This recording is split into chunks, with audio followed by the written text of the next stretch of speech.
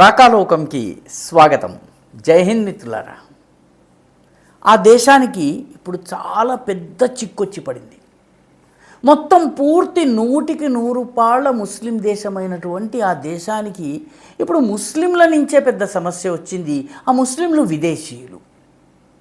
వాళ్ళ ఆ దేశంలోకి వస్తున్నారు. వచ్చిన తరువాత వచ్చిన సంగతి తెలుస్తోంది. ఆ తర్వాత మాయమైపోతున్నారు. ఎక్కడికి వెళ్తున్నారు, ఎక్కడుంటున్నారు, ఏం చేస్తున్నారు, ఎలా జీవనం సాగిస్తున్నారు అంతా రహస్యం.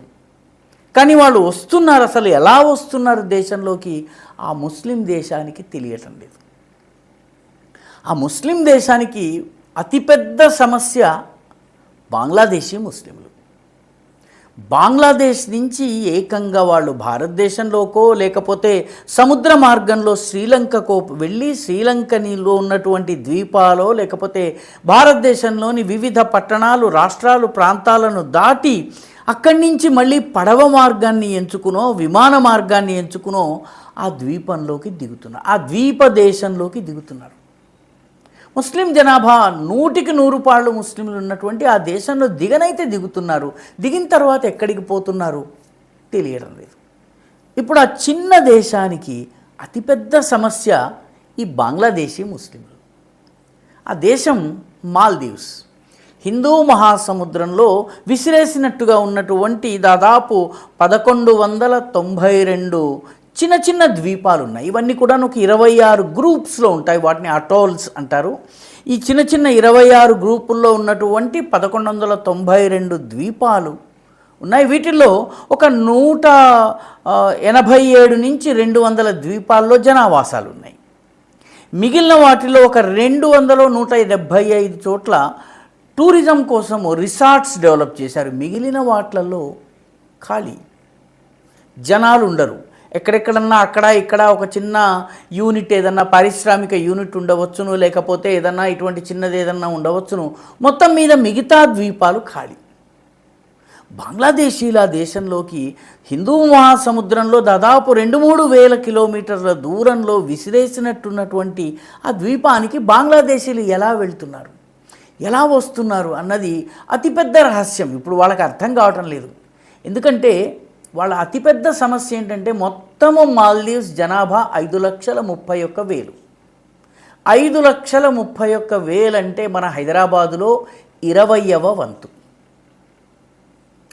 ఒక మల్కాజ్గిరో లేకపోతే ఒక గచ్చిబౌలిలో ఉన్నటువంటి జనాభా కన్నా కూడా చాలా తక్కువ.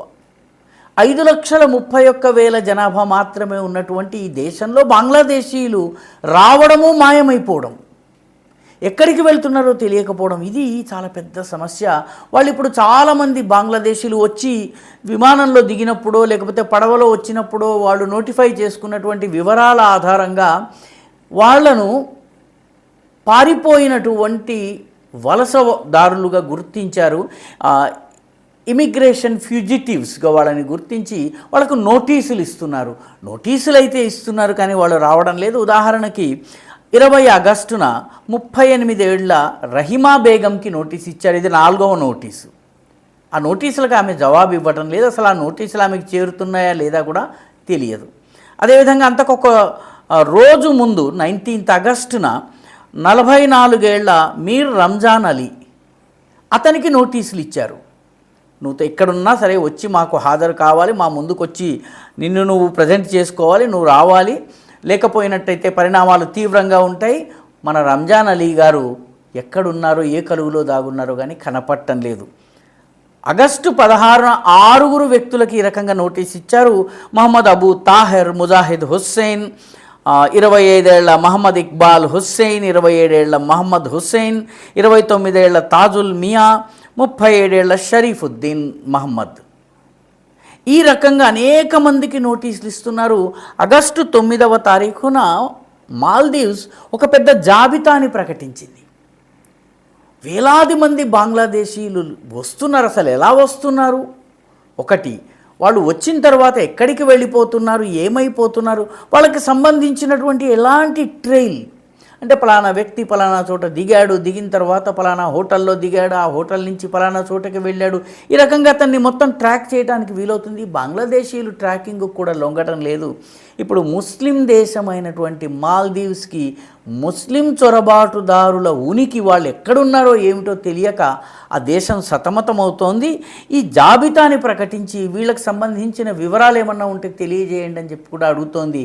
మొత్తం మాల్దీవ్స్ ఇప్పుడు ప్రభుత్వమే కాదు, ప్రజలు కూడా కంగారు పడుతున్నారు. ఎందుకంటే అనేక ఖాళీ ద్వీపాలు ఉన్నాయి. వీళ్ళు ఎక్కడికి వెళ్తున్నారు? ఏ సముద్రపు దొంగలతో వీళ్ళకి ఏమైనా సంబంధాలు ఉన్నాయా? లేకపోతే ఆ ద్వీపాల్లో వీళ్ళు ఏదన్నా రాడికలైజ్డ్ మతోన్మాద పరమైనటువంటి ఉగ్రవాద పరమైనటువంటి యాక్టివిటీ చేస్తున్నారా? వీళ్ళు అసలు అక్కడ ఎలా బ్రతుకుతున్నారు? ఇవన్నీ కూడాను ఇప్పుడు ఆ ప్రభుత్వము మాల్దీవ్స్ దగ్గర ఇవన్నీ కూడా ప్రతి ద్వీపంలో వెతికేటటువంటి వ్యవస్థ కూడా లేదు. పేద దేశం, టూరిజం మీద మాత్రమే ఆధారపడేటటువంటి దేశం. దాంతో ఆ దేశంలో ఇప్పుడు బంగ్లాదేశీయులు పెద్ద సమస్య. అయితే ఇది కేవలం ఒక్క మాల్దీవ్స్కి మాత్రమే పరిమితమైన సమస్య కాదు.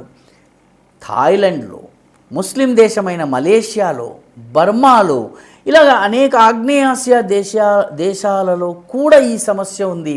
మన అండమాన్ నికోబార్ ద్వీపాలలో కూడా బంగ్లాదేశీయులు వచ్చి చొరబడి అక్కడ నివాసాలు ఏర్పాటు చేసుకునే ప్రయత్నం చేస్తున్నారు. కొన్ని సందర్భాల్లో రోహింగ్యాలు కూడా వచ్చే ప్రయత్నం చేస్తున్నారు.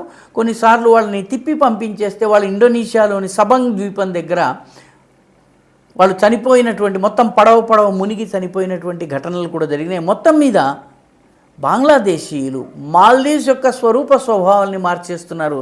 అందుకే ముస్లిం దేశమైన హడావిడి పడుతోంది ఆ దేశం బంగ్లాదేశీయుల్ని ఎలా తరిమేయాలని. భారతదేశం ఇప్పటికే బంగ్లాదేశీయుల సమస్యతోటి సతమతమవుతోంది, యుద్ధం చేస్తోంది. స్పెషల్ ఇంటెన్సివ్ రివిజన్లో ఇటువంటి వాళ్ళు పట్టుబడ్డ తర్వాత వాళ్ళని దేశాన్ని దాటిస్తోంది. అఫీషియల్గా అన్అఫీషియల్గా అనేక పద్ధతుల్లో చాలా పెద్ద ఎత్తున డిటెన్షన్ సెంటర్స్ని ఏర్పాటు చేసింది. దేశం మొత్తం మీద బంగ్లాదేశీయుల్ని ఏరివేసేందుకు ప్రయత్నిస్తే వాళ్ళ దగ్గర ఆధార్ కార్డులు, పాన్ కార్డులు, ఓటర్ ఐడెంటిటీ కార్డులు, తెల్ల రేషన్ కార్డులు ఇవన్నీ కూడా దొరుకుతున్నాయి. స్థానికంగా వాళ్ళకి సహాయం చేసేటువంటి ఏజెంట్లు ఉన్నారు. తాజాగా వచ్చినటువంటి సమాచారం ప్రకారము ఒక్క కర్ణాటకలోనే 20 లక్షల మంది బంగ్లాదేశీయులు ఉన్నారు. బంగ్లాదేశ్ నుంచి దాదాపు 2000 కిలోమీటర్ల దూరంలో ఉన్నటువంటి దక్షిణాదిలో ఉన్నటువంటి కర్ణాటకలో, కేరళలో బంగ్లాదేశీయుల సమస్య ఉంది. కాబట్టి మాల్దీవ్స్ 5,31,000 జనాభా ఉన్నటువంటి ఆ దేశము బంగ్లాదేశీ అన్న పేరు వినగానే వణికిపోయేటటువంటి పరిస్థితి వచ్చింది. ఆ దేశం ఈ ముస్లింలను ఏ రకంగా తరిమేయాలా అని చెప్పి ఆలోచిస్తోంది. మన దేశంలోనైతే వాళ్ళ గురించి, బంగ్లాదేశీల గురించి మాట్లాడగానే సెక్యులర్ యాంటీనాలు పైకి లేస్తాయి. అదేవిధంగా కుహనా సెక్యులర్ మైకులు మోగడం మొదలు పెడతాయి. కోర్టులు, కచేరీలు హడావిడి నడుస్తుంది. కానీ ముస్లిం దేశమైనటువంటి మాల్దీవ్స్ వాళ్ళను సహించే స్థితిలో లేదు. మలేషియాలో కూడాను బంగ్లాదేశీ చొరబాటుని అత్యంత కఠినంగా అడ్డుకునే ప్రయత్నం చేస్తారు. సౌదీ అరేబియాలో కూడాను బంగ్లాదేశీయులు రావడాన్ని పెద్దగా ఇష్టపడరు. ఎందుకంటే వచ్చిన తర్వాత వాళ్ళు చేసే పని బిచ్చమెత్తుకోవడము, దోపిడీ, దొంగతనాలు చేయటం. కాబట్టి సౌదీ అరేబియా, యుఏఈలు కూడా ఇష్టపడవు. కానీ భారతదేశంలో మాత్రము ఒక్క బంగ్లాదేశీని పంపించొద్దని మన దగ్గర ఉన్నటువంటి కుహనా మానవతావాదులు హడావిడి చేస్తుంటారు. మాల్దీవ్స్ని చూసి కనీసం నేర్చుకుంటే బాగుంటుంది. ఈ వీడియో మీకు నచ్చినట్టయితే లైక్ చేయండి, షేర్ చేయండి, ఈ ఛానల్కి సబ్స్క్రైబ్ చేయండి. మీ అభిప్రాయాన్ని కమెంట్ల రూపంలో తప్పనిసరిగా పంపించండి.